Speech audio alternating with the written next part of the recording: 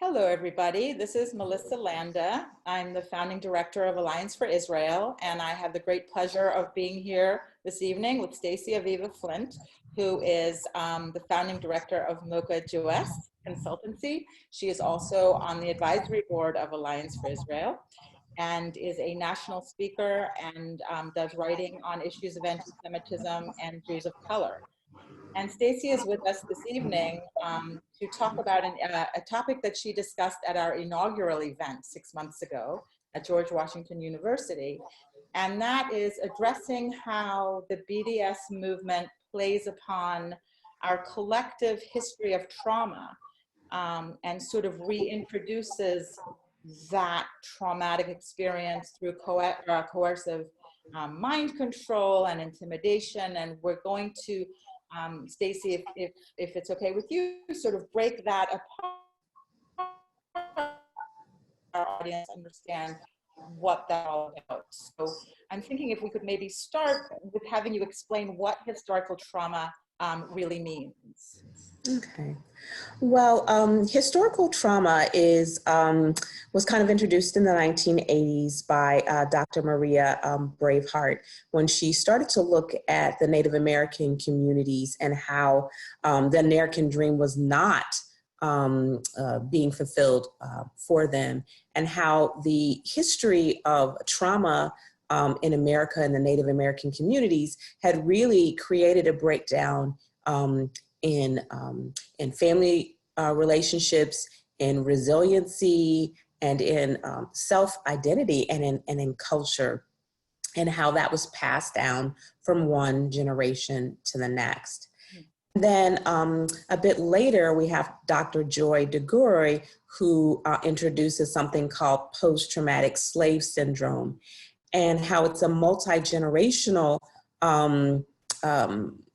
reaction from a group of people, African-American descendants of slaves, over time, adapting behaviors to deal with that trauma, some that produce resilience and some that produce a corrosion of the self and identity and the culture. Also, going back to historical trauma, Dr. Braveheart also did look at the effect of the Holocaust on Holocaust survivors, and there's even evidence to support that trauma is carried in the genes and can be passed down from generation to generation through the stories, through the silence, and through the adaptive behavior that comes about to deal with trauma. And so someone who has been through trauma often is can be a target for groups that are looking to latch on to gaps in someone's identity, or in areas where someone is used to thinking in black and white because of the trauma that they've experienced. When someone introduces black and white thinking to them, it doesn't always raise a red flag. It's familiar to them and can lead them into black and white thinking in areas where you have hate and anti-Semitism and white supremacy. Mm-hmm. So, I mean, when we're talking about the BDS movement,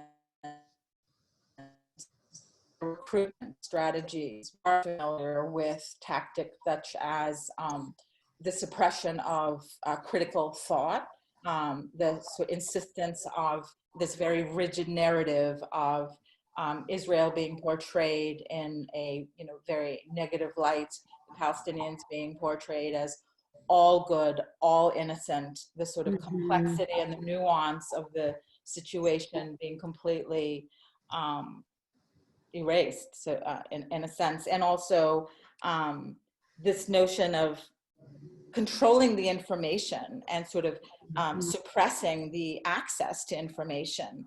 Can you say a little bit about that and how that plays into triggering that historical trauma? Yes, definitely. It was very interesting when I first started getting involved with BDS movements and what was happening on campuses. It was eerily familiar of the cult recruitment that was very heavy in the 60s, 70s, and 80s on college campuses, and is still on college campuses today. Interestingly enough, I had been involved and recruited as a young person into a cult. And when I started to look at the BDS movement, I thought, oh my goodness, they are using the same exact tactics as cults do.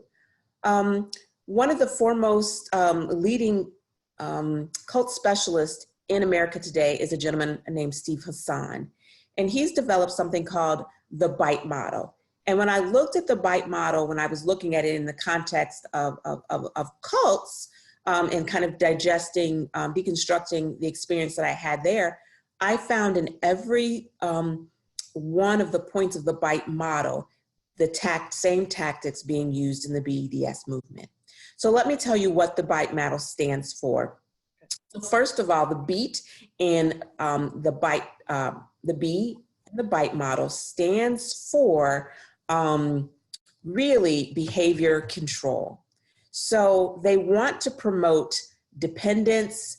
They want to modify behavior with rewards and punishments. They want to restrict who you talk to and where you go, dictate, regulate how much, sometimes even you sleep, exploit you financially, restrict your leisure time and activities, and then require you to request permission for major decisions. Something that often happens when these groups are recruiting is that they want to take up lots of your time.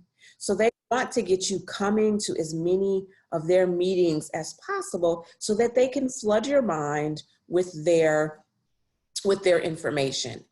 And as you respond to them and you come to these meetings, you are greeted with smiling faces. You are greeted with all kinds of compliments for your bravery, for your wisdom, for standing up for what's right. And then they want you to be and spend time with the people who think exactly in the same ways. And as long as you're doing this, you are celebrated, you are encouraged, and you are potentially given more leadership opportunities to repeat the same information. You're often told to go and share this with other people and recruit them. That's remarkable. Okay. The next thing is the I in the BITE model is information control.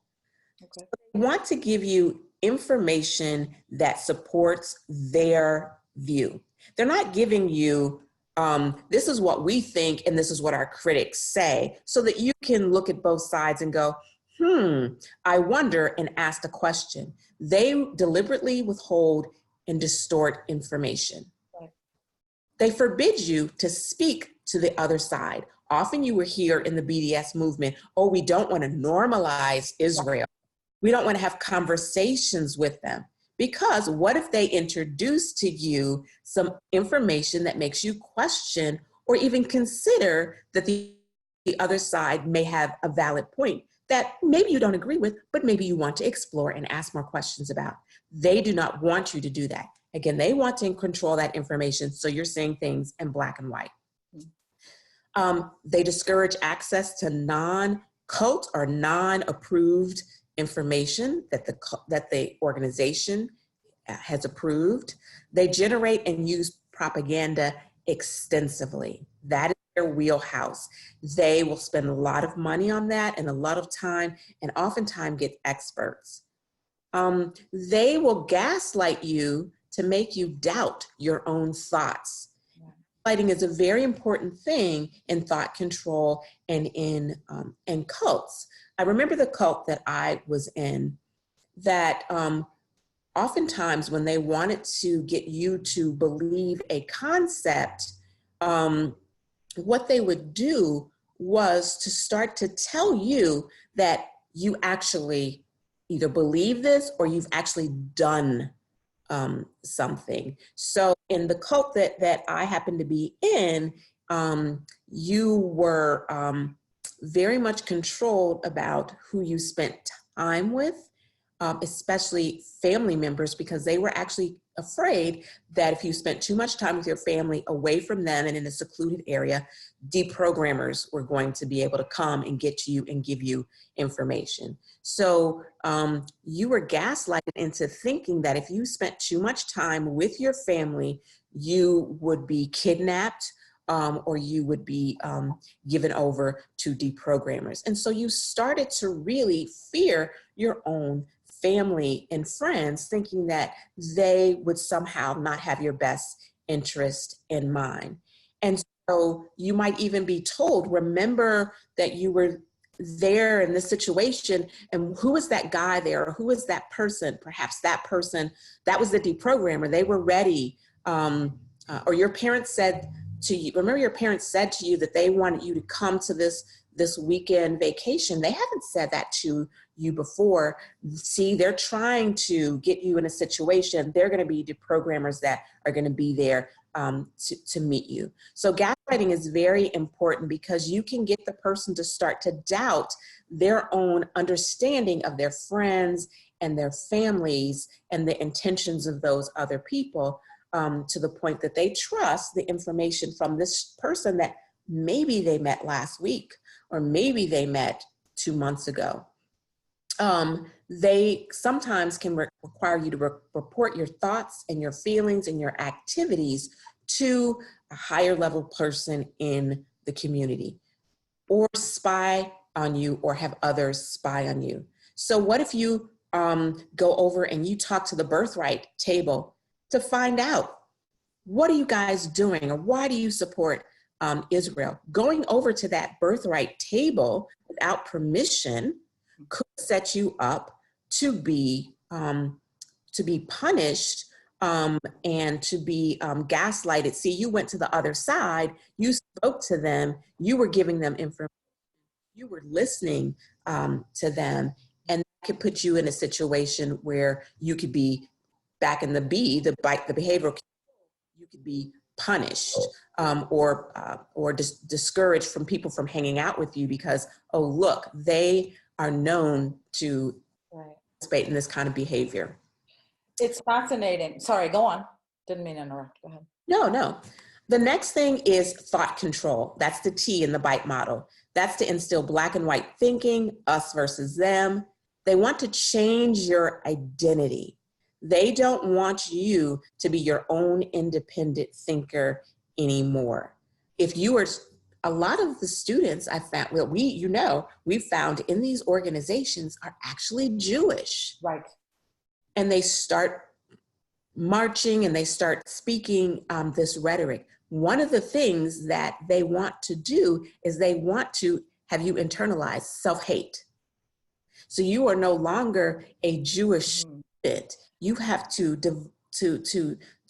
relinquish that identity and take on the new identity of being a BDS supporter or a pro-Palestinian supporter, and suppress your own identity. One of the things that I thought was very interesting in the movement for Black Lives Matter, there's a couple different iterations of Black Lives Matter. There's one key one that's called the Movement for Black Lives Matter. That was the one that came out with the platform that pushed Israel as an apartheid state. Right. The leader of that group, Rachel Gilmer, is actually a Jew of color. Mm-hmm. She was born Jewish, she was raised Jewish, her mother is Jewish. One of the things that's very interesting, this goes back to the historical trauma, is that being a person of mixed race, Jewish and African American, you have these two traumatic legacies. No doubt, being of, as I understand, Polish ancestry, she had family members who experienced the trauma of the Holocaust and losing family members and being persecuted for being Jewish. And also being African American, having that history of being a slave in America. And as recently as 50 years ago, some of the key things, such as the Voting Rights Acts or Jim Crow laws, were still an everyday occurrence. And surprisingly, in 2019, it's becoming increasingly just everyday occurrences for African Americans to be called out of their names, to be traumatized, to be told to go back to Africa, things that just were not commonplace for a long time. Mm-hmm. Her experience, she talks about how that she had some trauma, not being accepted in the Jewish community, and feeling embraced because of her difference, being a Jew of color. And she totally negated her Jewish identity and really just set herself in the African American community. Is there anything wrong with that? No. I am a Jewish person and I'm also African American. I hold on strongly to both of my identities. Mm-hmm. But if you have experienced heartache and rejection from a part of your community that is very close to you, that is going to reawaken trauma in you. No one wants to be rejected by their own family. And so in this situation, I see a young woman who is very passionate, definitely a leader, but is she really, I don't know if she's really acting on a deep conviction about the state of Israel, or if she's really acting on the historical trauma of being rejected or having some experiences in the Jewish community that played on her post-traumatic slave of trauma of being an African American person. And if that's where this intense anti-Semitism or self-hate, because really that's what it is, self-hate, internalized self-hate is coming from. Because the people, wouldn't you want to divest yourself of that hurt?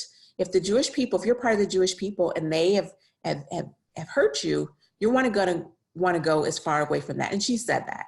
And in her writings, I really see I feel like that's where she could be coming from. And then of course, you know, we have the developmental levels going on, developmental stage of adolescence. You've got 17 and 18-year-olds going off to college, and that's, you know, they're individuating and separating from parents and beginning to immerse themselves individually and independently in the world. And that's also, it seems to me, they're sort of vulnerable targets, not only in terms of their identities ethnically, culturally, religiously, racially, but also because of their age, developmentally. So how does that play a role in terms of them being targeted by BDA? Yeah, when you go to college, you want to find a group that you can identify. You want to fit in and feel like you belong. Almost no one goes to college and is so much their own person that they can go against the grain and do their own thing. They are looking for solidarity and they're looking for people who like them and who they like. And so, like you said, that developmental stage where you're trying to individuate from your parents, yes, but you're trying to fit in with your peers.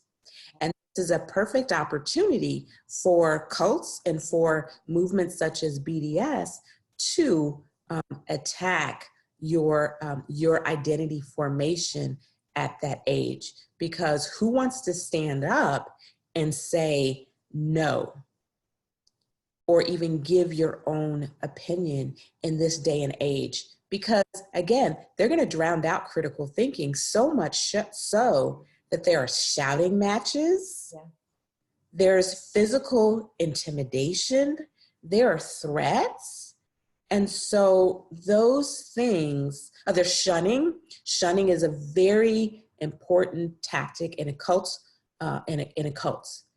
If you get close with a group of people who they have been your world, they have been your social network, and all of a sudden you go against them or you question, and all of a sudden you are alone, you're shunned, no one can talk to you, you are going to crave to do anything to ingratiate yourself back into that group. And if that means assuming your own thoughts and your own identities, if that hasn't been developed strong enough, or if you're in a crisis, because you could come from a very strong home, you could come from a very strong identity, but you get to college and you get that first boyfriend or girlfriend and there's a breakup, you get a bad grade, something happens to you at a critical point, it leaves room again for that period of time where you are trying to deal with whatever you're trying to deal with. It gives an opportunity for a cult or a coercive group to have power and control, to help that sense of belonging that you are lacking at that moment. Everything you're saying really resonates with me, both sort of from my professional background, but also personally. I've personally experienced a lot of what you're saying, and it is really chilling. There's online bullying. When I first began to confront BDS online, I had some vicious verbal online attacks, very intimidating, really concerted attempts to silence me and things like that. So my question really is, how much of this is orchestrated and deliberate and really scripted? I mean, how much, and I guess this is really just for you to, I don't know that you know for a fact, but I mean, professors who are, for example, indoctrinating students in the classroom, who are giving readings, very one-sided, indoctrinating students in the classroom, are they very consciously trying to suck them into the BDS movement, trying to prevent them from learning and, you know, and from thinking critically? Are they doing that very consciously, or have they been subjected to these tactics and they're just sort of like passing on to the next in line? You never know. There's usually is or are people at the top who strategize these movements, and then you have kind of, it's like multi-level marketing. You have the minions below who kind of disseminate the information and are over certain amounts of people and can exert control. So you never know. I kind of think about, there's a very famous cult right now that's been in the news called NXIVM. And it was a cult out of Hollywood, a sex cult, unfortunately, that targeted actresses in Hollywood. And one of the actresses, Allison Mack, was persecuted along with the leader, but she was roped into the organization by the leader, but she became one of the lead recruiters of the group. So is she a perpetrator, or is she under the influence of coercive control? It's very hard to tell. But I do believe that the last step in the BITE model is the E, the emotional control, and who really has the power. What are the power dynamics? I believe that when you're in college and there is a professor and a student, that is clearly a power dynamic. The professor is there in a position of authority, and the student is there to learn. So in that case, no matter where the professor is on where they got this information and how they come to these convictions, they have to understand whether they're teaching history or politics or economics, they have a tremendous amount of psychological and emotional control and power over these students. Not to mention power over the grades, which is exactly a real thing. And that is the key, emotional control. Yeah. Because if you can instill irrational fears or phobias, such as if I disagree with this professor, my grade is in jeopardy, or again, you are not going to step out of that thought. If you are being given emotion stopping techniques, such as if you start to think out loud or to criticize and someone shuts you down, no, or shouts you down, we're not going to listen to you, or all of those things that are very, they shut down critical thinking. It's very harmful to critical thinking. And it promotes feelings of guilt and shame and self-doubt. And to doubt if you are allowed to even have thoughts that are contrary to the information that you are given. But if you do agree with them, then you are praised. Then you're given that love bombing and you're given those dopamines. And so which one do you want more? Do you want that love bombing, encouragement, dopamines? Right. Or do you want to be in a struggle and fearing for your safety or for your grades? And as a young person, again, just developing, we're going to go for what makes us feel comfortable. Who really, even as adult, has the ability to withstand that kind of emotional power play? Right. You know, it's chilling. I mean, I've heard this, I've heard you explain this before, and yet it's chilling to listen to you explain it again. And so, I'm sitting here and I'm thinking, we're 2 weeks into this semester, the beginning of a new school year. We know that this is the time that the recruiting, as I said earlier, is happening as we speak. There are the meetings going on, come have pizza, come hear about Students for Justice in Palestine, all the love bombing tactics that, you're talking about. So what can we do? I'm not going to ask what can, the groups on campus do. We're not on campus. What can we do? We've got people across the country. We've got our regional response groups. We've got students on campuses who are asking what can be done. We've got parents who are asking what can we do. What would you suggest? I think that we've got to educate our students. And we've got to be just as savvy as the other side. Feeding them. We've got to, there are groups that are already on campus that we can support. We've got the Hillels, we've got Moshe houses, we've got Chabads, we've got so many opportunities to support the groups that are already.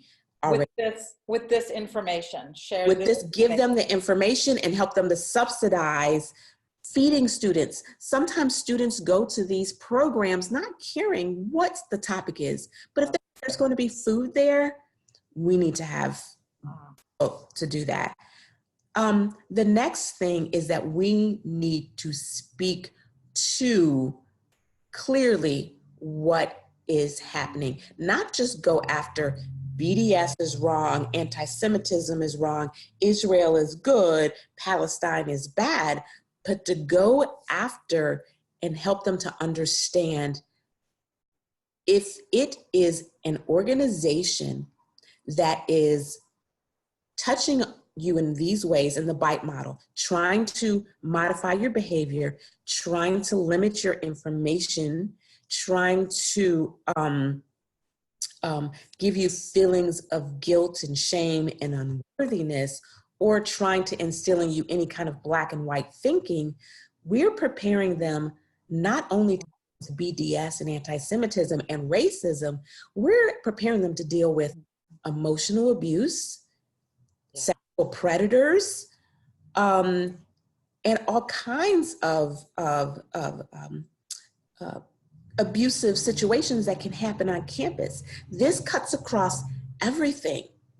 Because if I get into a intimate relationship and someone is trying to make me think black and white, or saying, hey, don't hang out with these people, only hang out with me. And I went to a session where we've been taught about this, and say, hey, these groups that try to bring you into BDS, this is what they do. They try to get you to think like this.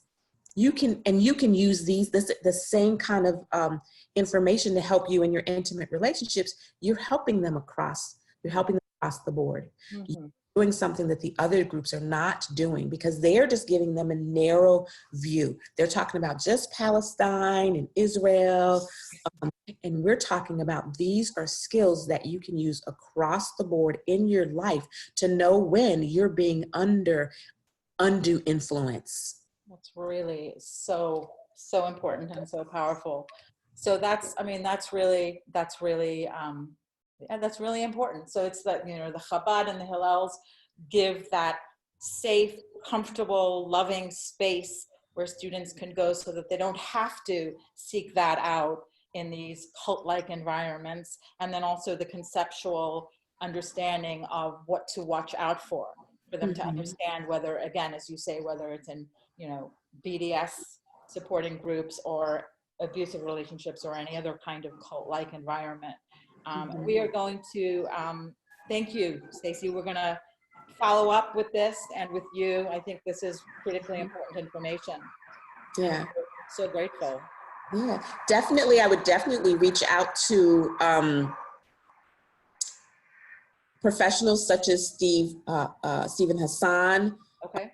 who was himself raised Jewish and actually was recruited into the Moonies, and left that, and is, like I said, he's one of the foremost cult experts in the country. Janice Lalich, who has taught a lot about cults and about bounded rationality, bounded choice, and then just the kind of bringing those kind of academics in, where, and we're not getting into the narrow focus of just anti-Semitism and BDS, but people who understand psychological and emotional and undue influence control models that can come into campuses and give them information to help them think critically about any kind of group or relationship that they might encounter, to help our students